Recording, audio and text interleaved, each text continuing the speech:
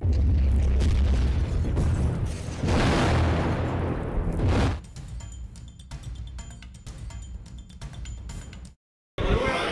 guys, this is Shax and I'm here with TheOddOne jungler for Team Solo Mid, who unfortunately got knocked out of championships yesterday.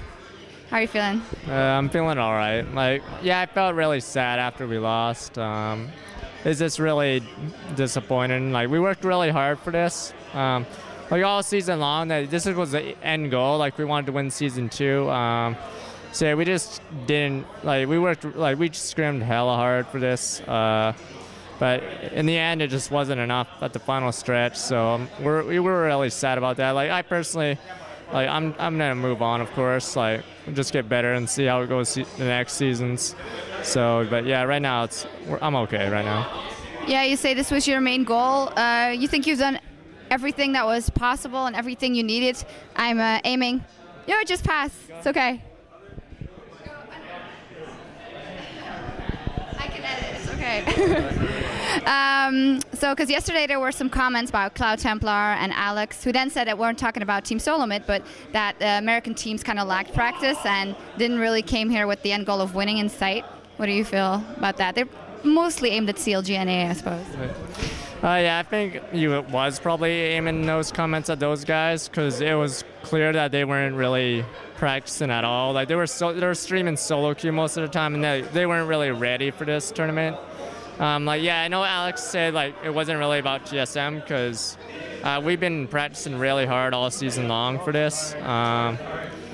But yeah, I don't know. Some teams, I don't know if that's the right attitude. Some teams just gave up. I feel like some teams just came here and said, "Screw it." It's preparing, not even preparing for a test. It's like going to a test and thinking you're gonna do good, or either do good or go bad, whatever. There's a lot on the line. This is our job, so I don't know. I personally take it very seriously. So I know TSM takes it seriously. We trained for this. It was just unfortunate that we couldn't beat a Zubu Frost. But yeah, maybe some teams need to step it up. But I think with the way things are going for next season, I think any team that isn't serious will eventually just be irrelevant. If they don't want to play, then whatever. But there are a lot of good teams that are coming up right now in the North American scene that actually want to play and train hard for it. So we'll probably see them take over if they don't want to be serious. But yeah, that's how I feel. So I guess other foreigners, it starts saying foreigners because in the SC2 you call all the white people foreigners. But yeah, Asians and Europeans see us as sort of immature and not really about the game, I guess. Can you give us an example of one of those NA upcoming teams you see going really far? I think MMA Ferris is training really hard. They're doing really well. I don't know. I'm pretty sure their attitude, they want to win. So if you have an attitude like that, then that's really good. So there's Orbit as well. There's quite a few teams coming up there. So hopefully next season North America has a lot of good teams. Because it was sort of stagnant between season 1 and 2. You notice the teams that did make it, Dignitas, CLG, and TSM, all very similar to the teams that made it from the first season. Oh yeah, there's Curse as well. Curse is doing good now.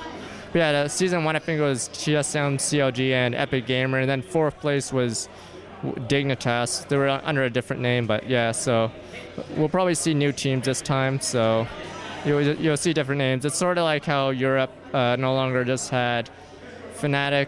Was it Millennium or AAA? I forgot. AAA for the first season 1. Yes. With Yellow Star in that. Yeah, and there was Game D. So now there's new blood Moscow 5 and stuff in COG EU. So we'll probably see that next season. All right. Okay, well, let's talk about the games. Yesterday specifically, you had some time to think about it. Chaos told me, well, we just got outpicked and outbanned, and that was basically it for the first game. First game, I guess, yeah, some of our picks might have been bad. I suppose, yeah, that could be an argument. Yeah, we also did we didn't do very well in lane phase, and then we just fell behind. And then we did a really poor dive. Okay, we did trade Baron for an inhibitor and a tower, but then we should have just stalled it out and did a really slow push. But I believe we dove, but we're trying to get back to momentum. If you keep attacking really fast, they won't be able to slowly push us down or stall our Baron. But The dive middle really failed, and that was basically it. But yeah, like some things just didn't click. But yeah, I guess we were outpicked in some ways, and yeah, that was it for first game. Right, now for the second game, you got back in it, you got an early lead, and then there was this fight in mid. I think you lost or you took 3 kills, and that kind of turned it around again. Yeah, there was like 2 spots. I figured one was when I ganked bottom. That was like I actually figured we'd be able to kill Tarek in time. It was like even though if like regardless if Skarner was there or not, I figured we could insta-give Tarek really fast, but it didn't work out. So that really slowed our momentum because I think we got reverse wiped. Like we figured we'd wipe them out, but we didn't even get one, and then Skarner wiped us out. But yeah, there was a fight middle. I believe 4 of us, except me, ironically enough, got hit by Vladimir out. And then once I saw it, I was like, damn, this is going to be really bad. And the thing about Vladimir is he basically ganked us. Once he got caught, he basically ulted us. And then like Sanguine pulled 4 people. And then that is really deadly at the start of a fight. And then they jumped on us. And basically everyone except me got wiped out. So that was just not a good play by us. They were just outplaying us there. That's what Azubu Frost did in most of those games. Like, I wouldn't say they did something new, but I think they just outplayed us the way we play. So like we play standard. I think they just outplayed us there. Hang on. Yeah. Okay, so they just outplayed you. Yeah, I think they basically outplayed us. Like I don't know if they like. It wasn't like when we've lost to Blaze. I think they just like Blaze like outplayed us and did something new. But I think Frost just beat us at our own game. So really, yeah, unfortunate. Okay, and top lane wasn't going very well either. We saw that Shy used to be quite reserved, that got really aggressive and stuff. You couldn't really handle that, apparently.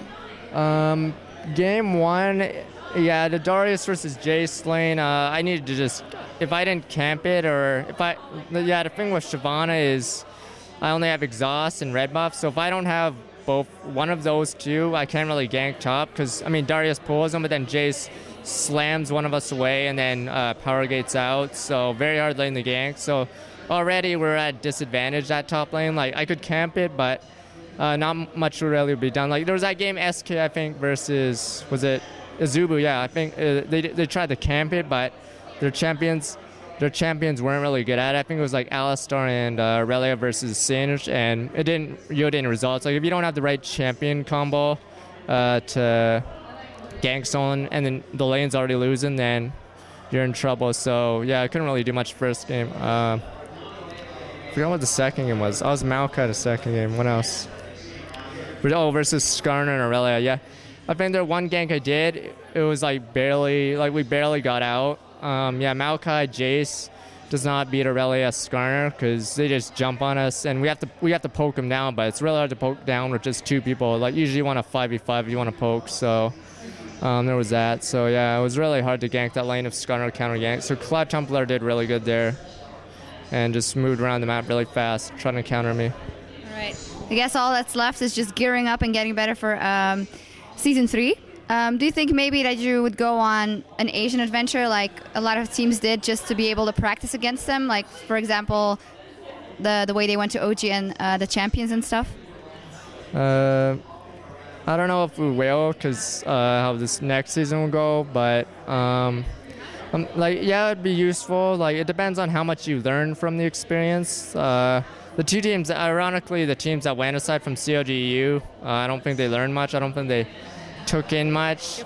Like we probably learned more about Korean meta from playing Dignitas and Azubu Blaze in those few days than from them going there. Because yeah, we learned a lot from losing to Azubu Blaze at the MLG earlier this year. So we might, but I don't think we will unless it's for like a small tournament or something. So because OGN is a very big time investment, and you can't be out of the scene that long, especially if you lose. So you have to be very careful about that. So I don't think we'll be able to stay extended time like OGN. All right. Finally, you're still here in LA. I've seen you hanging around with a very pretty blonde lady. Can you tell us something about her? That's Lamille. She's really great. She's supported me for a few months now. It's really nice to have her around. She works in esports too, right? or she's trying? Oh no, yeah, ES Australia I think contacted her, but it's really nice having her around. I'm really happy for it that she plays the game as well and supports me. So it's really cool having her. Do you have any shout outs? I just want to thank my sponsors, Razer, Origin PC, Ventrilo, and Gunners. They're all great, so really thankful that we have those, and thanks for supporting us throughout the season. Okay, thank you very much.